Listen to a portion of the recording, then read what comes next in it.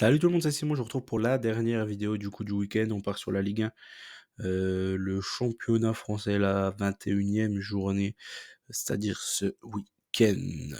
Le week-end dernier, comme le week-end précédent, une seule faute. Je suis dégoûté, j'arrive pas à faire mon perfect en Ligue 1. Rennes-Strasbourg. Voilà, je me suis fait avoir par Habib Bey et par Emega aussi, qui a loupé une occasion immanquable contre les Stade Rennais. Sinon, l'over 5 serait certainement passé. Ludovic Blas a évité le score nul et vierge de 0-0 en toute fin de rencontre, 89e, 90e, sur une belle petite frappe après un corner. Mais bon, toujours est-il que ça m'a pas rangé mes affaires. Le perfect, je le tenais, il était au bout de mes doigts. Je me suis fait avoir, c'était contre le Havre contre Brest la semaine précédente. Là, ce sera un bon vieux Rennes-Strasbourg, quoi. Notre bonne vieille Ligue 1, magnifique.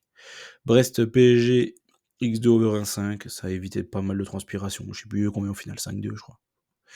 Pour nos amis parisiens, avec encore un triplé de Dembélé. Dembélé qui a enfin, je dis bien enfin, réussi à mettre son pied droit, sa chaussure droite sur son pied droit, je pense. C'est la seule idée et hypothèse que j'ai pour qu'il enchaîne à ce point-là.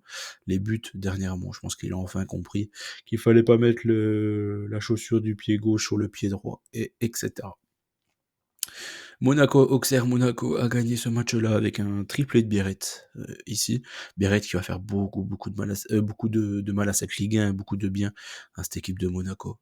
Voilà, je pense que c'est un vrai finisseur. Il a souvent le geste juste dans le dernier geste justement. Donc il va faire beaucoup de bien à cette équipe de Monaco et je le trouve pas mal moi ce Biarrette, vraiment. Il était pas mal à Sturm Graz alors qu'il joue à côté de Manchot. Donc là, vraiment, il y a moyen qu'il soit pas mal entouré de Kliouche et tout ça. Voilà. Golovin à Kliouche, voilà, pour distribuer les ballons. Il y a pire dans la vie, je pense, quand t'es un numéro 9. Lille contre Saint-Etienne, je partais sur une victoire de Lille. Le rouge a beaucoup aidé, mais bon, dans tous les cas, Lille est passé. Toulouse-Nice, un but partout. J'étais parti sur ça, score exact. Reims-Nantes, j'étais parti sur Nantes remboursé s'ils perdent de 1. Au final, ils ont carrément gagné, c'est pas plus mal. Hop, ça permet de passer le bet plutôt tranquillement. Ensuite, Angers-Le Havre, Angers ou nul. Là, gros coup de bol, Angers a égalisé dans les dernières secondes. Quand j'ai vu ça, moi, je me suis dit, c'est bon, on va faire un perfect ce week-end. Mais au fait, non. Il y a bien eu notre bon vieux Stade Rennais contre Strasbourg. Le Stade Rennais, d'ailleurs, qui a réussi à faire une multitude d'achats et de ventes ce mercato d'hiver, c'est assez incroyable. On croirait l'OL de l'an passé, c'est une folie. L'OM contre l'OL justement, nos amis lyonnais, hey, hey c'est encore pris une clim, hein, les amis lyonnais, un peu comme le match aller. C'est un match à peu près semblable, même si l'OM a eu bien, enfin l'OM a eu bien plus d'occasions que Lyon. Le match retour, alors que le match aller c'était un hold-up de Marseille. Sur le match retour, c'est normal. Sur la fin de rencontre, l'OM aurait pu mettre un ou deux buts de plus minimum. Donc voilà, l'OM et l'OL nous ont livré une première période catastrophique, mais vraiment catastrophique. C'était une honte pour le football, une bouillie de football. Mais par contre, la deuxième mi-temps fut bien plus sympa. Et merci à notre ami De Zerbi qui a enfin compris que pour gagner un match de football, c'est mieux de jouer avec des attaquants. Donc, quand il a fait rentrer Gouiri, ça a quand même fait un peu changer les choses, et Rabiot aussi. Il se projetait un peu plus que quand il est sur son côté gauche. Faut arrêter avec ces conneries. Voilà, quand il est dans l'axe et qu'il a le jeu devant lui, il est quand même bien meilleur que quand il est sur son côté gauche. Donc voilà, en gros, ce que je voulais dire.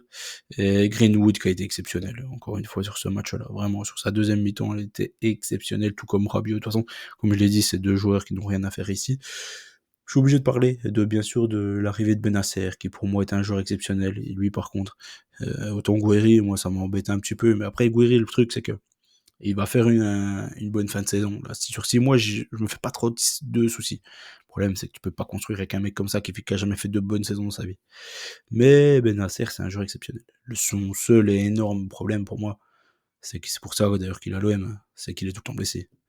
S'il a plus de problème de blessure, ça va être un carnage, hein. Lui et Rabiot, Hojbjerg au milieu de terrain, laisse tomber, hein, ils finissent le jeu, hein, clairement. S'ils arrivent à perdre contre le Paris, je veux bien, mais contre toutes les autres équipes, il y a personne qui a un milieu de terrain de ce niveau-là. Clairement pas. Il y a une belle petite recrue du côté de Monaco, c'est Almirati que j'aime plutôt bien aussi, pour les Monégasques. Journée 21 de la Ligue 1 ce week-end, Nantes-Brest, PSG-Monaco. Du coup, PSG va jouer. en LDC. Monaco va jouer aussi en LDC derrière. Donc au final, ça se neutralise. Ils s'affrontent les deux équipes qui vont jouer, donc ça change pas grand-chose. T'as Brest qui va jouer, mais bon, ils ont fait déjà beaucoup de changements en Coupe de France, donc je pense que c'est pour jouer la Ligue 1 à fond ce week-end. Il y a qui Lille, ils sont top 8, donc non. C'est tout, je crois. Lyon, ils sont top 8, donc non plus. Donc il y a qu'eux qui sont européens. Il y a pas grand monde, ça changera pas grand-chose pour ce week-end. Nantes contre Brest. Brest, comme je l'ai dit, a fait pas mal tourner, donc j'ai du mal à les voir perdre.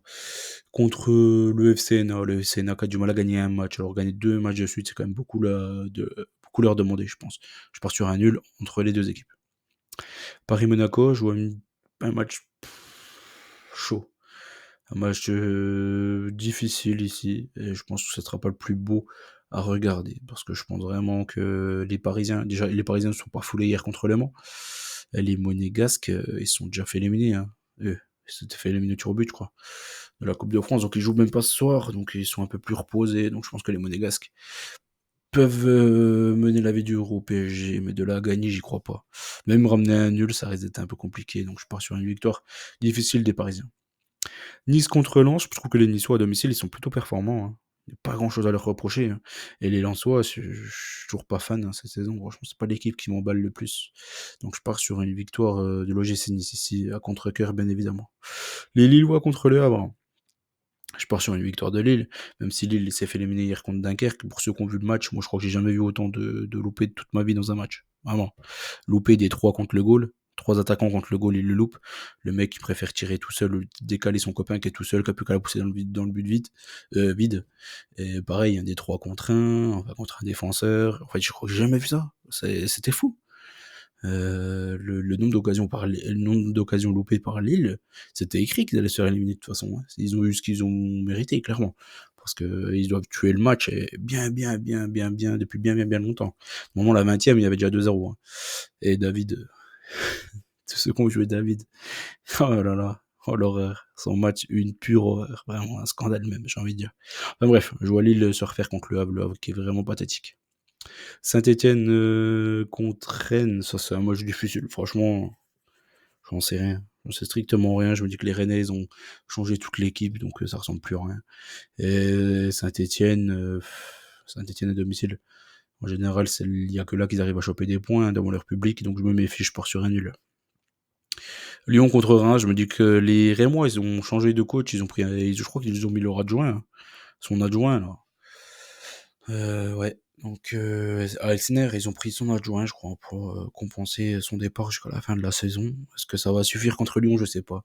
Je pense vraiment que Lyon, ils vont quand même se remettre la tête à l'endroit un jour ou l'autre, hein. Ils enchaînent trop les contre-performances. Je pense que là, ils vont être un peu obligés de prendre des points quand même. Et contre Reims à domicile, si tu en prends pas, ça va devenir dramatique. Donc, je pars sur une victoire des Lyonnais. J'ai mis 2-0. Après, ils sont capables de se prendre un but, hein. En général, ils se prennent des buts contre à peu près tout le monde. Auxerre contre Toulouse, match très chaud ici. Toulouse, ils encaissent très peu de buts, et Auxerre, vraiment, quand ils font un nul et qu'ils encaissent pas de buts, ils sont contents, donc je me dis qu'un 0-0 pourrait arranger tout le monde ici. Strasbourg contre Montpellier, ça c'est un match plus dur qu'il n'est paraît, parce que Montpellier, ils ont fait 3 bons petits matchs. On va y rester sur 3 plutôt bons matchs. Contre Lens, ils ont quand même eu des opportunités, même si défensivement, on voit qu'il y a des gros problèmes.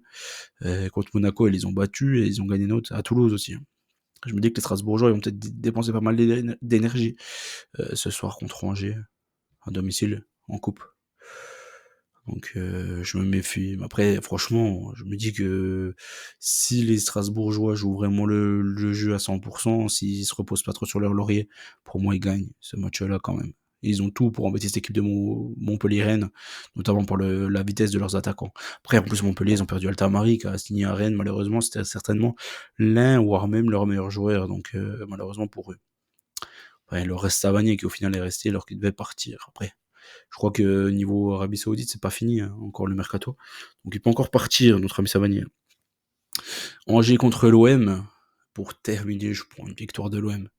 Comme je l'ai dit là, ils ont quand même une belle équipe, hein. On a beau dire tout ce qu'on veut, moi je suis pas fan du jeu développé pour le moment.